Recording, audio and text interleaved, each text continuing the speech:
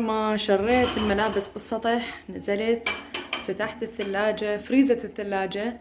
أنا الثلاجة منظفتها هذاك اليوم بس الفريزر ما منظفتها، ففتحت الفريزر دا أنظفها. نزلت من عند هاي القطعة مال الثلج، وهذا هسه أموعه وأنظفها وأكمل غسل المواعين والمطبخ. كملت عندي الفريزر ونظفتها وصارت نظيفة وشكلها حلو ويجنن. وهسه راح امسح الارضية لان صارت كلها مي، فراح اغسل المطبخ غسل واصور لكم باقي التفاصيل. طبعا ورا ما نظفت المطبخ فرشت هاي المفارش، انا شلت الفراشات كلهن، فرشت هاي هنا لان هاي صغيرة، انا غرفتي ما حد يطبلها، مجرد انه اصلع عليها. وفرشت فراشات نظيفة، مسحت غراضنا، يعني ما غيرت بالغرفة اي شي، مجرد تنظيف. شلت الفراشات خليت غيرهن، وفرشت هذه هنا للصلاة. يعني أنا قلت لكم غرفتي ما حد يطبلها وما عندنا جهال. هنا كله من فوق لجوا طبعا مسحت. غيرت هنا شوية أشياء، كنت مخلية أني هنا المدرج الخشبي، شلت المدرج خليته جوا الدرج، وخليت هذن الطبلات طلعتها من الاستقبال، خليتهن هنا صار هذا شكلهن. شوية تغيير حلو، واحد يحس يعني براحة نفسية لما يغير أشياء شوية ببيته. وأصلا أني بالعادة يعني أحب التغيير، ما أحب كل شي يبقى بمكان واحد. فشنو رأيكم بهذا الديكور الحلو اللي غيرته؟ اللي عجبها هذا المكان تكتب لي بالتعليقات. هنا أنا التخم أني شلت المفارش الفروات اللي كان عليه، وفرشت قطع بياضات على اليدات، وخليت هذني هيجي فيكة حلوات.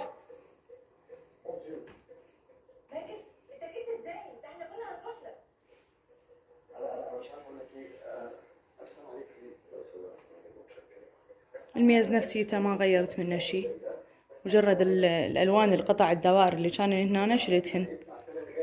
هذا المدرج أنا خليته جوا الدرج، شنو رأيكم بيه؟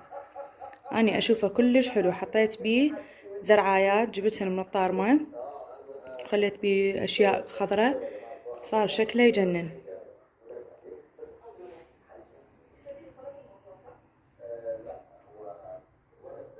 ذن الزرعايات جبتهن من الطارمة غسلتهن، شفتهن مطقطقات حلوات، هن عادي يبقى لي هنا أو برا فنفس الشي.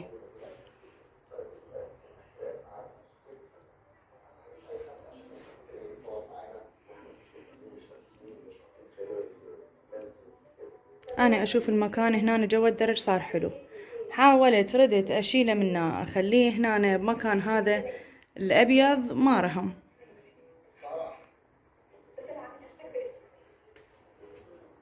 طبعا هاي الزولية الطويلة همينة غسلتها، هسه شوية واصعد أشرها. أحلى شي بالبيت أني أشوف هذا المدرج اللي صار هنا، وخليت بيه خضارات وزرع، صار كلش حلو شكله. الهول ورا ما شلت الزولية فرشت بيه هذه القطعة.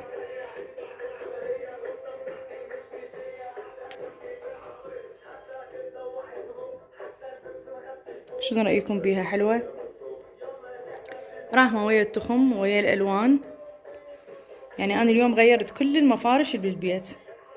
هنا أنا طلعت جديدات ما رويتكم إياهن، خليت وحدة هنا بباب المنور، وحدة بباب الحمام.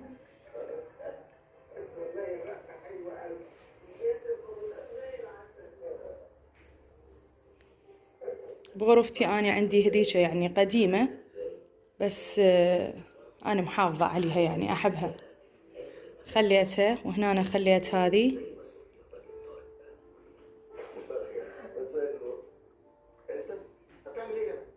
فشنو رأيكم بهاي التغييرات الحلوة البسيطة؟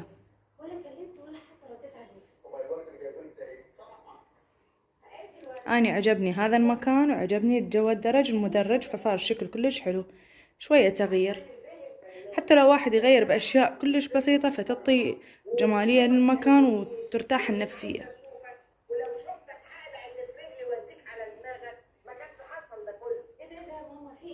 وهسه للمطبخ.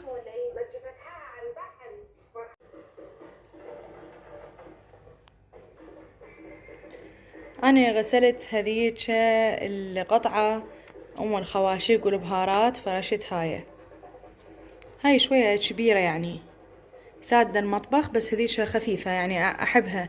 هاي بسرعة تتوسخ، ولو أني ما عندي شي يعني تبقى بالشهر يلا تتوسخ، بس هي ألوانها كلش فاتحة. طبعا الكاونتر نفسيته ما غيرت منه شي، مجرد نظفت تنظيف من هذا الزين. وخليت هذه هنا.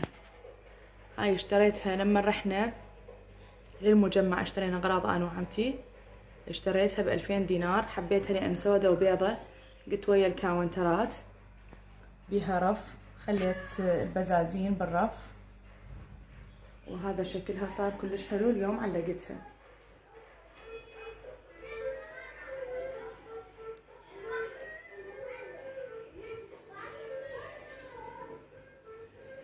ما غيرت شي بالمطبخ، مجرد المفارش.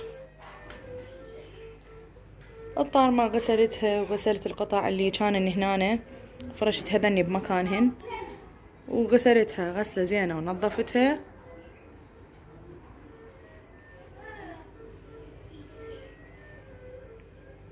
وطبينا جو.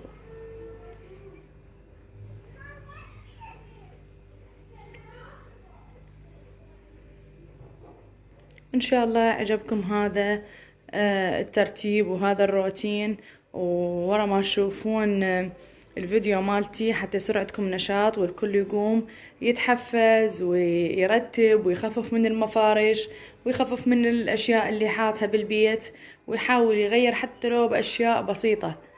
فالاشياء البسيطة تعطي ايجابية وتعطي راحة نفسية. يعني هساني حسيت براحة نفسية كلش حلوة، لأن شوية غيرت بالبيت ونظفت، فصار عندي واهس بعد انه انظف وانه احط بعد اشياء، وراح اصعد لي فوق باكر ان شاء الله همينه ارتب الاشياء الفوق، واطب الاستقبال همينه ارتب بيه.